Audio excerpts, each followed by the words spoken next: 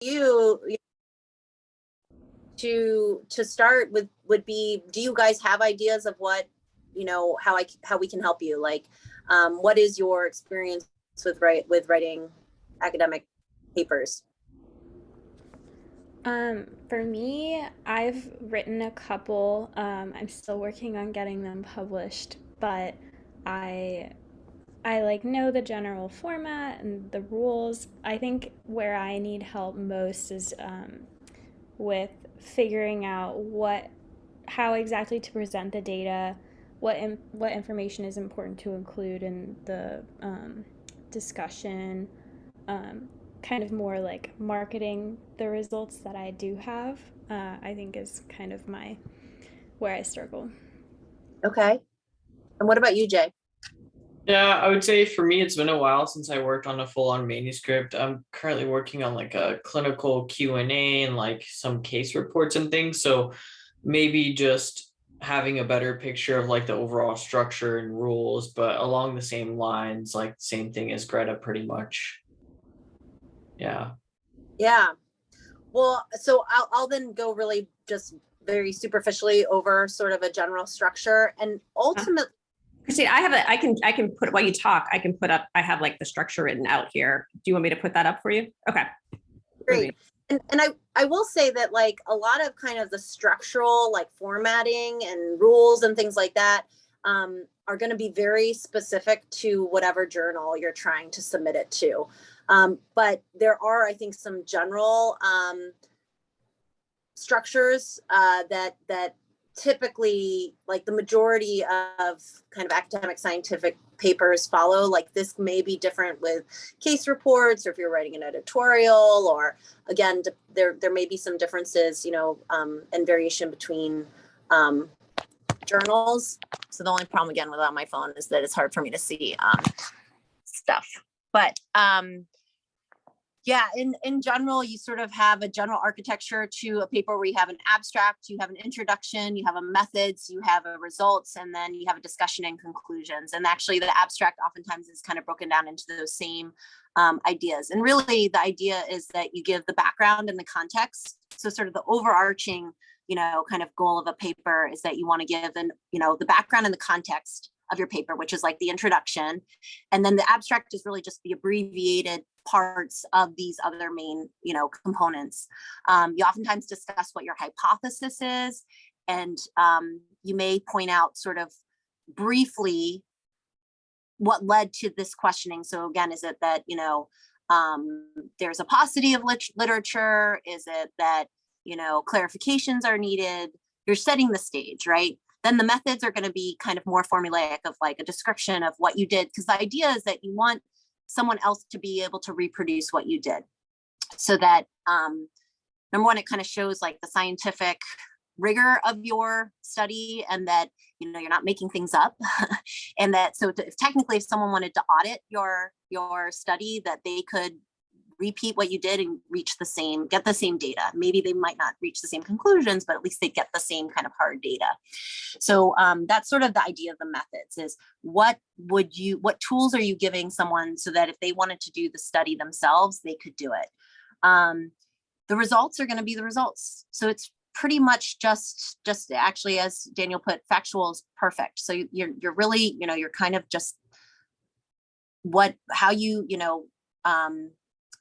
numbers, descriptors, like what is it that you found as a result of your methodology and your investigation. And then discussion and conclusions, like usually the conclusion kind of is the overall, like very short kind of summary of, if someone wanted to just have the cliff notes of why this paper matters and what you found, they could go straight to the conclusion, and maybe you're making some statements, some compelling statements about, changing care, or trying to direct a new line. But then the discussion sort of brings it all together to then lead into that conclusion. So the discussion, would be, again, potentially a little bit of a literature review, so that you can show how your results either confirm what is already out there, or maybe refute whatever is out there. oftentimes you may find the discussion is kind of starting to it kind of builds on the introduction, because you may, again, in the introduction, sort of set the stage of why your study is important, and you're going into more detail on that in the discussion. So, you know, oftentimes it's, again, referencing what studies have already been done, and what your study adds. So yeah, and then you have your references, and you'll have your tables and figures that you're referencing throughout, like the results. You know, you'll kind of reference your tables and your figures, but they'll oftentimes be at the end of the paper, and then the actual references of like the literature review you did and things like that, so that people can look up what journals you used and what other articles are out there. So that's sort of the nuts and bolts. And, you know, again, in terms of word limitations and different formatting, that's all really specific to the type of journal. Case reports may be kind of different, because they're oftentimes still sort of within, so you probably have found this, Jay, they're kind of within that same format of, you have to describe, you know, what the problem is where you have an introduction, but you might just jump right into, you know, sort of individual clinical scenarios, and then kind of a brief discussion and the conclusion part. So, you know, I think kind of now to go into like what Greta mentioned about how do you market. So I guess there were sort of two pieces I wrote down. It was sort of like what, and correct me if I'm wrong, Greta, but like what, I think one of your questions was what to include in your reporting, like what data is important. And to some degree, you need to maybe have established that. Ideally, you would have established that with your hypothesis and like with what you're trying to look at.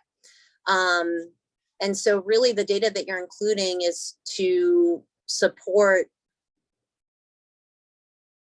you know, your overall goal of your study.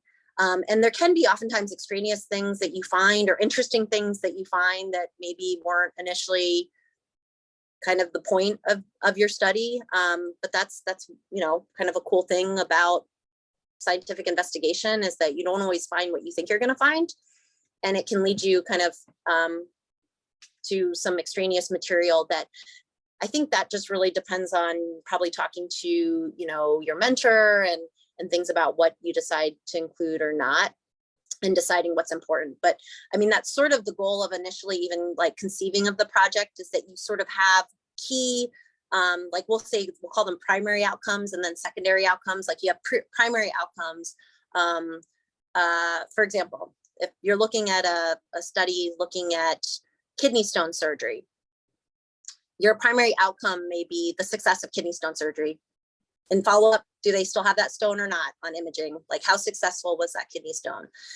Secondary outcomes can be maybe, and so all your data that you're going to include is the results of, you know, and you probably need some information about like, well, when was their follow-up? When were these ultrasounds done? How many of the patients that, you know, you included initially, and what were your inclusion criteria? But how many of the patients that you included initially had follow-up imaging and follow-up studies?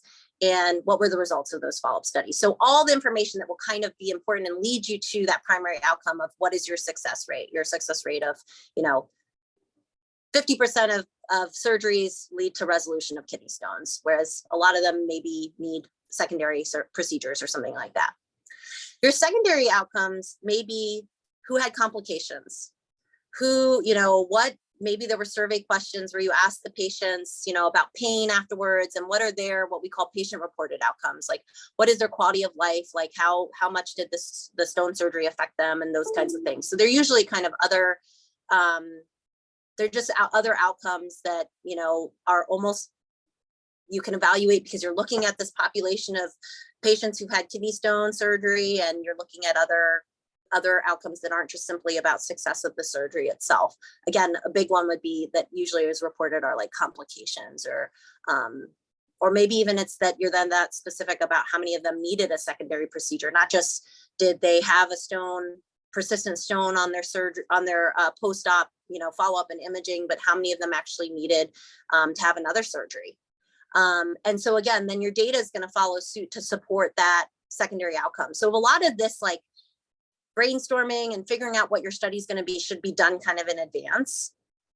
And then, and I'm talking about the ideal situation. I will tell you, a lot of times you sort of cast your net far and wide, and then sort of we come back and we sort of shape what we found into some of these ideas. But this is sort of the ideal, like, kind of evolution of a research project.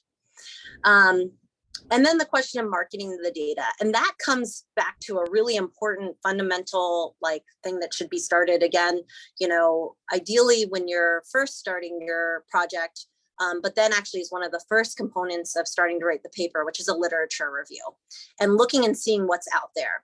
Because not only are you looking to see what's out there, you're looking to see what's not out there. And it's actually great when you try and do a literature review and you find that there's nothing on your topic, right? Well, there may be a reason. One is maybe it's a bad question, but that's probably not the case.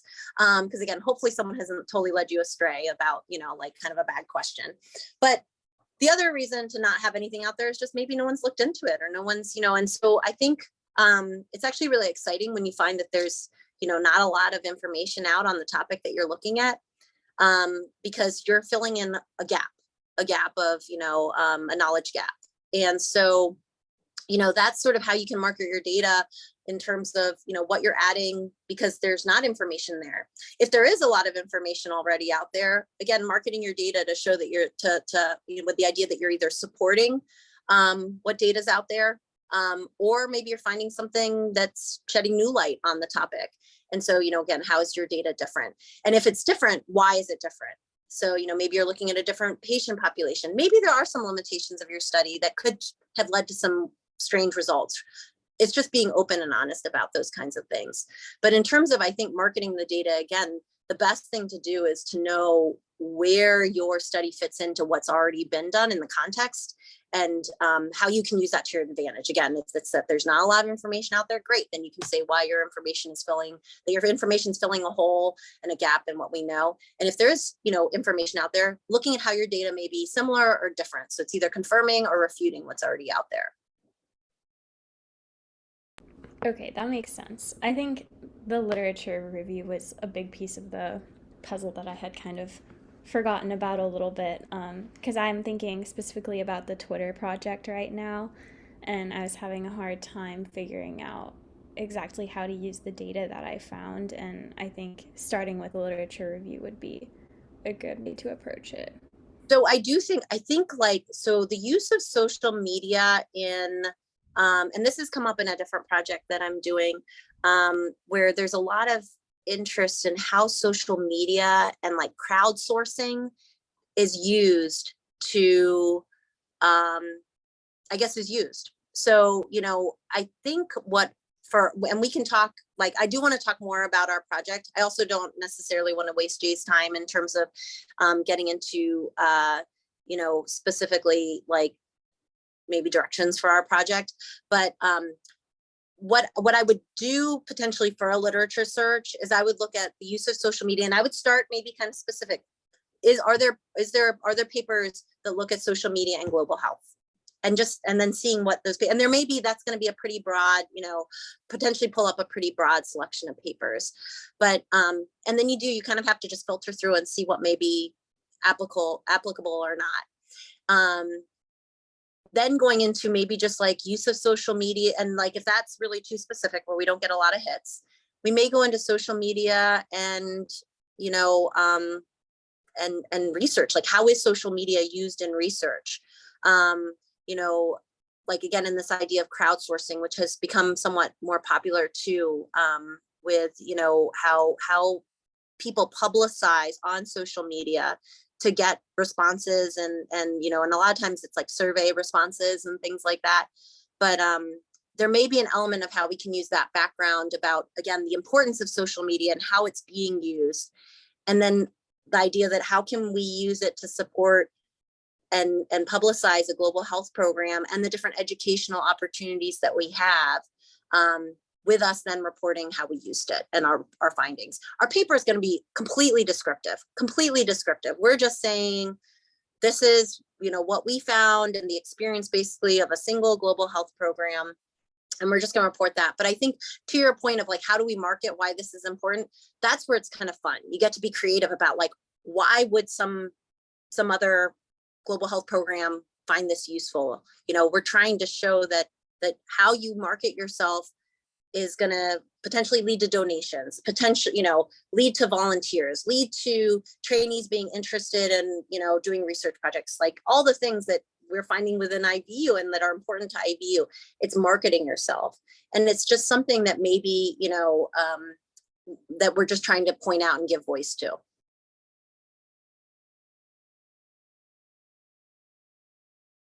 Jay, what kind of think would be helpful? And, you know, is there something that resonated with you or not? But, you know, what kind of things would be helpful in projects that you're working on right now? No, I think that was super helpful because like mine was the focus of YouTube. So I was having a hard time also understanding like, what do we do for lit review or what are we trying to kind of like accomplish? But what you're saying in terms of just focusing on us as one program and what impact it's had and how it could potentially impact others, I think that makes more sense to me because before I was just a little bit like how to even approach it in the first place. Yeah. I think for both of them, honestly, what's going to also be kind of a hot sell is this idea of like social isolation, right? And that these projects were bred out of a time during social isolation and COVID. And the fact that we couldn't be doing in-person fundraising, that we couldn't be doing in-person visiting, you know, workshops and doing lectures. So everything had to go virtual. We had to go to virtual platforms. And so whether it was tweeting to get the name of IVU out there versus, you know, before we would have been trying to do, you know, networking and stuff, like we're going virtual. For the YouTube project where we would have been going to sites and giving those lectures, we had to completely shift and turn to virtual visiting professorships. And out of that, we were able to create a library, a YouTube library of our lectures that now people can reference anytime. It doesn't like previously what we were doing, it was all real time. There was no, you know, sure, we had PowerPoints that maybe could be recycled or, you know, given if someone so requested. But and what I think will be out there is we're not the only program who did this. So I mean, you can look at the context of what has been written about having to shift to virtual interactions, right? And for yours, like virtual education. There's probably also literature out there about educational libraries that have been made even before COVID. And you can, you know, potentially, so one of the nice things about YouTube is this idea of analytics and we know who we're reaching. Whereas other, you know, even if there's a library that, you know, an institution has had, they might not have a way of tracking how many hits has it had, how many views. So that's sort of one of the benefits of something like a external platform that records all that. I mean, it's kind of scary, right? So it's sort of like Big Brother, you know, where we know everything. But again, that's something that has come out of using these different platforms that, you know, we can now actually capture. Whereas, I mean, we had video libraries where I did my residency and, you know, you would just like borrow the disc and maybe download it to computer or not. There was no way of tracking how useful those libraries were. Right. And in some ways, then they weren't updated. So sometimes you'd look at this and you'd be like, oh my God, this video is from, you know, like, this is like a horrible presentation. It's from, so like, it's outdated but no one's thought like I think one outcome of the YouTube project is that you have almost like a more user friendly, you know, interface, not only for the participant watching the video. I mean, it's super easy, right? You just log on, like, you don't have to have a CD drive, like an external drive where you'd before have to do that, or you don't have to go to a library and check out, like, you know, because literally we used to have those kinds of things where in our resident room, you had to like check out videos and stuff like that. Like this is like super user friendly, but it also is some testament, like it's helping the program itself know what's useful and what's not, because we can look back as a IVU program and say, you know, that video has gotten very few hits. Maybe we don't need to like talk about that topic again, you know, but we have a ton of hits on this other, you know, so maybe people seem to love oncology. Let's try and come up with more oncology talks, you know, and so it helps direct the program with how they can better help their audience. Because the more popular program. I mean, that itself is the best feedback. It's not even, the age of asking surveys. I mean, we still do that, but we get very poor response. But the money is in who actually looks at the video, for how long do they look at it, like all the things that you guys asked.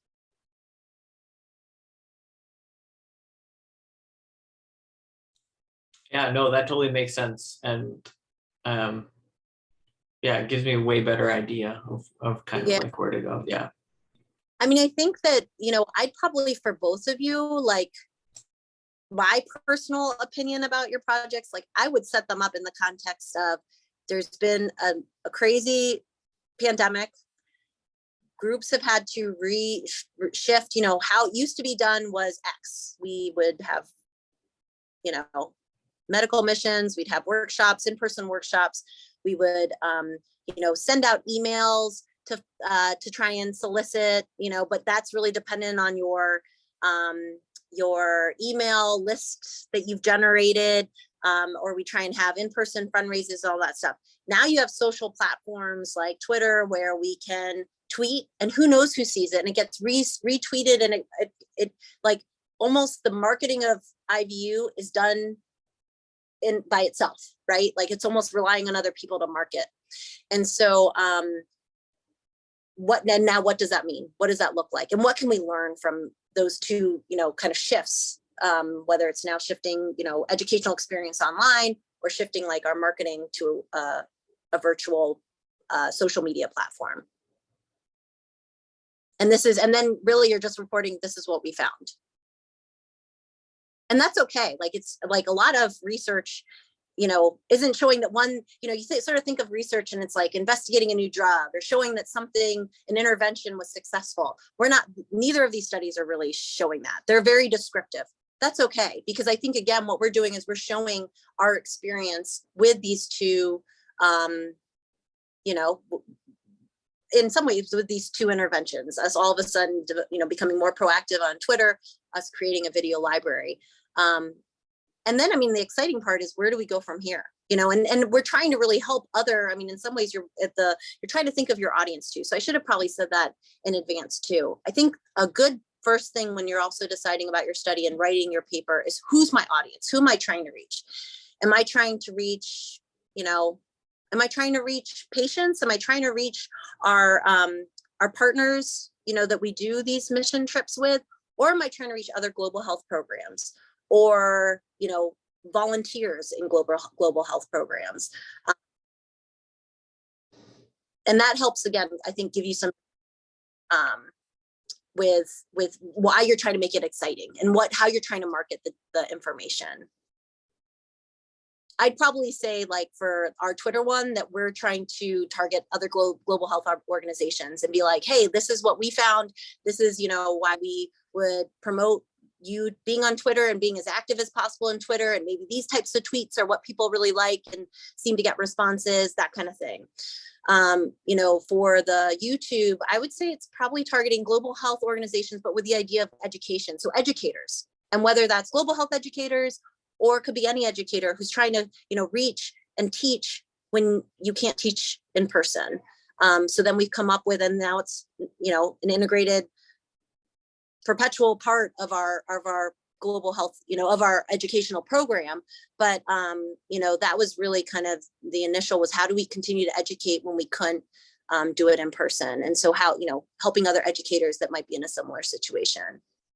And you might have to say that there are going to be barriers for, because we also are trying to educate a very specific population, people in low resource countries. So I don't know if you're going to talk about, kind of some limitations with worrying about, access to Wi-Fi and to YouTube, or to electronic kind of, kind of the concerns of that.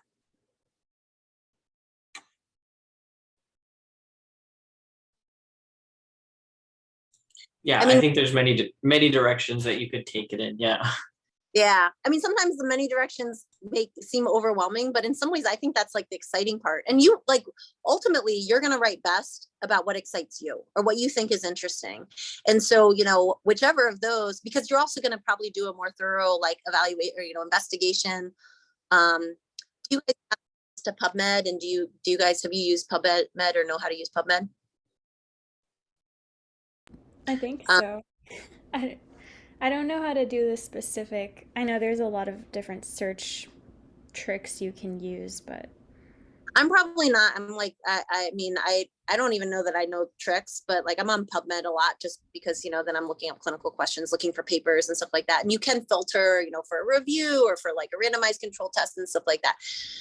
I would start off, and what I primarily do now, I mean, sometimes it means that maybe I'm not as efficient because I'll have 200 titles to go through or something if my search pulls up a lot of potential papers, but I pretty quickly will just look at them, and then you can check the box to say I want to learn, I want to see the actual abstract on that one, and then you can pretty quickly, because usually by the title and the very brief, like almost I think you see maybe the top part of the abstract. There's some stuff that sometimes you can kind of use to screen, but I can do that,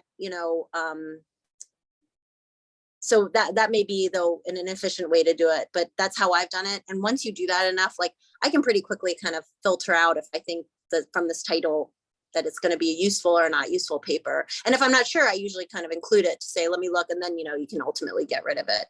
But like I can see now. Just real quick to Greta, if you were to just log on a PubMed, like just from your browser at home, you probably won't get the same access to the abstracts because a lot of them are like you have to pay for them. But if you go through your school, like the academic libraries through your school, they often have open access. So they can get you a lot of those like journals that you're going to come across that they'll say like, oh, you have to pay $50 for this article. Like if you go through your school, they won't, like they have the access to, they have the subscription. So I would keep that in mind. It's worth like going to pay a visit to the med school librarian, and they can get you, if you're not set up already to do that, they will totally get you set up. And they can also order the article. Like if you just want an article and you cannot seem to find it online, they can order it for you too. So they're actually, the librarians are like super helpful. And they love people to come visit them because I feel like nobody ever does. They're very nice. thank you. That's good. Great. Yeah, that's such a great point. And you're absolutely right about the librarians, like that they are really, really helpful. And I will say too, like in general, I have pretty good access. So, I mean, even I have friends that like in other institutions, if you send me a particular journal article, I can oftentimes through my institution either get it or request that our library get it for us. And so don't let that be a turn off. If you're having problems accessing, I can certainly help you. So I just literally in PubMed put in my search social media and global health program, and I got 759 results. I can tell you just really quickly, like looking just at the first three, none of them apply. So then I'm like, I probably need to figure out a better, like I might do, so like we can come up with some better, like, refined searches. We might do I'm going to add fundraising. So now we get three. And these could be interesting. I'd have to pull up their abstracts, but we might see what they have to say. But that kind of thing. So sometimes if I am getting crazy, like you're just trying, and there, to some degree, it's like experience and, luck, where you're just trying to find a grouping of words to search. That's at least my experience. But you're right. You can like go through and, try and also filter by type of article that you're looking for and things like that. I don't know. The problem for both of you is I don't know that some of their article types will be particularly helpful. So that might not help you for these particular projects. But like, I'm going to just see something. So it's actually interesting. If I start typing in PubMed, YouTube and education, like it wants already to pull up YouTube and education. And I just put in YouTube and educational library and I got 30 results. And like the first one says the use of social media in graduate medical education. And that itself is a systematic review. Just interesting. Use of YouTube as a resource for surgical education, clarity or confusion. That's a 2020 article. So YouTube, like I think Jay, you may have Like I would look at this search, YouTube Educational Library. These 30, like just in skimming kind of their titles and very brief objectives, there could be some good information and some, you know, in some ways then what I'll sometimes do is you can model your paper on, like, if you found a paper that you really liked, you're not obviously like copying or, you know, you don't want to go down that road, but I'll sometimes model like at least my kind of outline to what, you know, they sort of what they have. Because that oftentimes, again, if you're looking like for a particular journal, or you're planning on a particular journal in which you're going to submit your article, it's oftentimes helpful to look just at what other articles have been in that journal, and then again sort of look at the formatting and model it, so that you can say, oh, they seem to like it, if they really like if you outline a primary and secondary hypothesis or outcomes, like a lot of them do. If you specifically say my hypothesis is, or our hypothesis in this project was, the goal of this project was, you know, you can look and see if they have sort of key sort of organization, key parts of how the paper is organized to try and model your paper on. Yeah, it looks like there's some good stuff on PubMed for the YouTube. I might have to help you hone in a little bit with the social media and, you know, kind of, let me try this. But we can work on that together, Greta. Yeah, I think Ashley wanted to schedule me for another meeting with Dr. Metzler to discuss the YouTube direction, but yeah, it's good. The PubMed's a great start. Yeah. Yeah, I think that will really help you, because sometimes, again, like other papers may be your best clue, where they even say, we don't know this, or we don't know, you know, like these are, there's a lot of papers, just like potentially our, you know, any of our papers would be, we might point out what we're not answering and what we still need known. And you may actually find some of that outlined in other papers that you're like, oh, see, like I can now reference this paper because we are defining this and we're helping fill in that gap. So it's really nice to see. That's almost, I would start your almost like before you start writing, I would just do like a literature search, see what's out there, and go from there. Yeah, sounds good. Greta, I'm happy to stay on if you want to kind of continue to talk about the YouTube, because I think it would be good to potentially clarify and just, I want to, you know, I've been meaning to touch base. I know we sort of emailed back and forth a bit, but this I think would be a good opportunity to just see where we're at, regroup, and you know, for me to also really know how I can help you. That would be great, if you don't mind. Yeah, for sure. And Jay, I'm going to send over, I'm just putting the finishing touches on this right now. This basically, which is everything that kind of Christina went over about, like, yeah, the framework for the abstracts and, you know, how do you do research and that kind of thing. So that will come into your very shortly, like hopefully in the next 10, 15 minutes. Okay, awesome.